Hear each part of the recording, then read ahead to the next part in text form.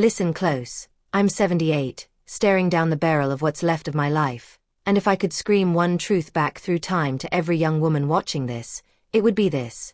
Stop waiting for your turn. It never arrives unless you seize it. For decades I believed the ultimate act of love was erasing myself for everyone else. I was dead wrong.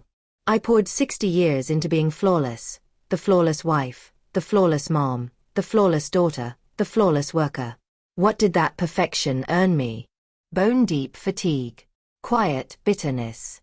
A life that slipped through my fingers like it belonged to strangers. Then, 7 years ago, my husband passed away after 42 years together. Suddenly the house was silent. No one to care for. No schedule to follow. For the first time since I was a girl, I was truly alone, and it terrified me. Not just from grief, though that cut deep, but from the horrifying realization. I didn't know who I was anymore. My whole existence had been defined as someone's something. Wife, mother, supporter, fixer. Strip all that away, and what remained? I had no answer. And that emptiness scared me more than death itself. Let me pull you back to the beginning. I married at 22, in 1968. The world was different then. Women like me were told our dreams were luxuries, not necessities. My own mother said, "Find a solid man. The rest falls into place." So I did. He was kind, steady, a good provider. I stepped into the role of the good wife, without question. I cooked every meal, kept the house spotless, raised our kids with everything I had, cheered his successes, swallowed my opinions when they didn't fit. I wasn't miserable. Not in the obvious way. I adored my children. I found joy in pockets of our days. But deep down, a small, stubborn voice kept whispering, "Is this really all there is?" I shoved that voice silent for 4 decades. At 35, I ached to return to school. Books had always lit me up. I fantasized about teaching literature, sharing stories that moved me. But my husband pointed out the bills, the kids' needs. Someday, he promised. So I waited. Years later, with the kids grown, I raised it again. Retirement loomed. His parents needed care. Soon, he said. I waited longer. At 55, his parents were gone. I thought, finally, my moment. Then our daughter's marriage collapsed. Grandkids needed watching. How could I chase my own wishes while my family was drowning? I waited again. And waited. Until 71, when he was gone forever. No more excuses. No more, later. Here's the brutal lesson my generation swallowed whole. Self-sacrifice is saintly. Putting yourself dead last proves you're good. Your value is measured by how much you give away. It's a seductive lie. The hard truth I only grasped in my 70s? You can't keep giving when your own cup is dry. You can't truly love others if you've forgotten how to love yourself. I gave until there was nothing left to give. When my husband died, I looked in the mirror and saw a hollow-eyed stranger, worn out, faded, unfamiliar. The first year was chaos. I'd wake up purposeless. No breakfast to make. No one depending on me. My identity had been stitched into other people for so long, I unraveled. Then, about a year and a half later, I found an old letter he'd written before our wedding. In his words, he described my sharp mind, my endless questions, his excitement for everything I might become. I collapsed on the floor clutching that paper, sobbing. The bright, curious girl he'd loved? I'd slowly buried her under duty after duty, calling it selflessness. In truth, I'd been vanishing. That letter was my turning point. At 72, I decided, enough. It wasn't too late. I signed up for community college, literature, art history, philosophy. The oldest student by far, but I didn't care. For the first time in forever, excitement coursed through me. I felt awake. I began traveling, short escapes at first, then farther. Places I'd only dreamed of. Pure magic. And the hardest shift, learning to say no. My kids called, "Mom, can you?" Sorry, I have plans. Friends pushed invitations I didn't want. No, thank you. The sky didn't fall. They adapted. And I felt free, lighter than I had in decades. Now at 78, I finally know myself.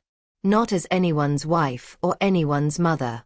Just me, a woman who devours books, loses hours in galleries, savors solitude, books trips on a whim, says no without guilt, says yes with joy. But here's the part that still aches. I lost 60 years chasing an image of good, instead of chasing what set my soul on fire. 60 years shrinking to fit everyone else's space. Those years are gone forever. So if you're younger, 20, 30, 40, 50, hear me, having your own dreams doesn't make you selfish. Wanting more for yourself isn't greedy. Saying no to protect your peace isn't cruel. Prioritizing your own oxygen isn't wrong. You tell yourself you'll get to it later, after the kids, after the mortgage, after things settle.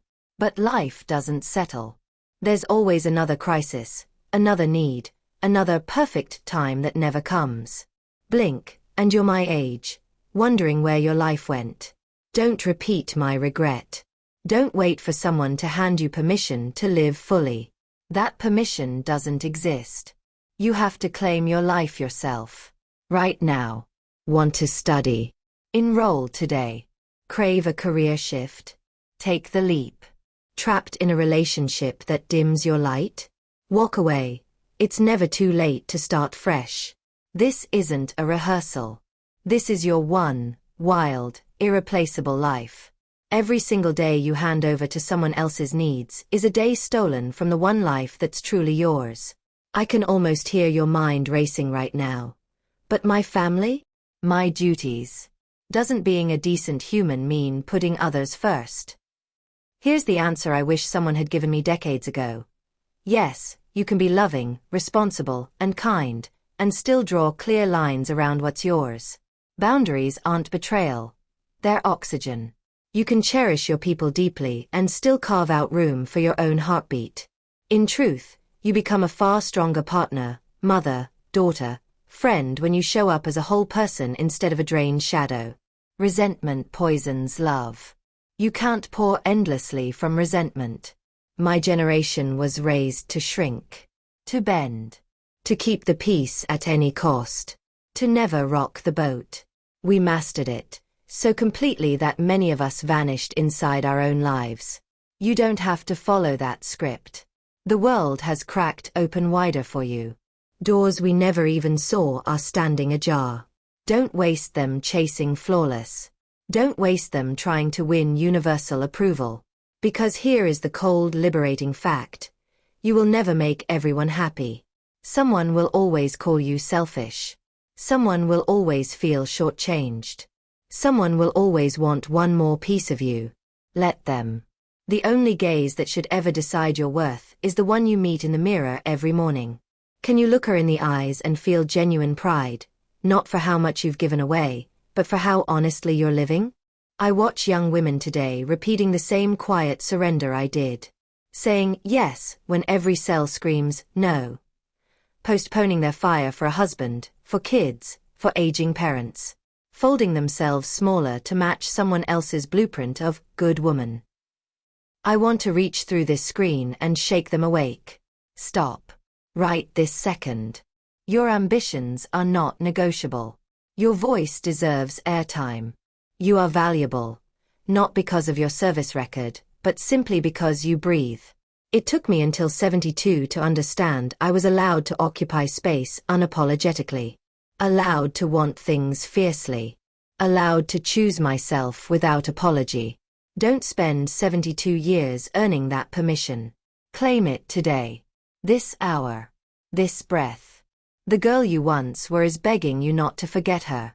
The woman you'll become at 80 is already grateful. I'm 78 now. I've only been living deliberately for myself for 6 short years.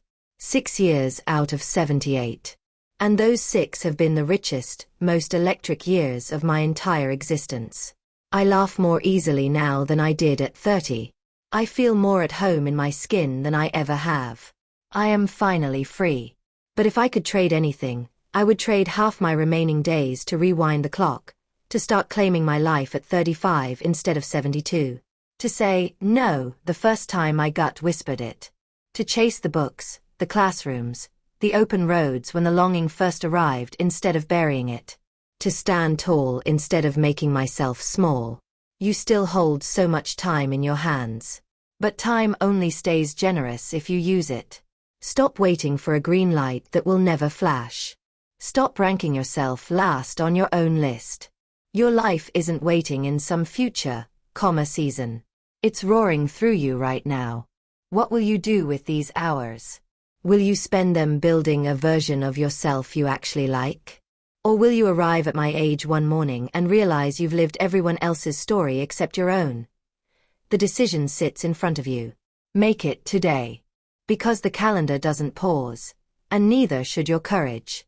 If these words hit home, pass them on, not for my sake, but for every woman still holding her breath, still postponing her own becoming, still convinced that wanting more makes her bad.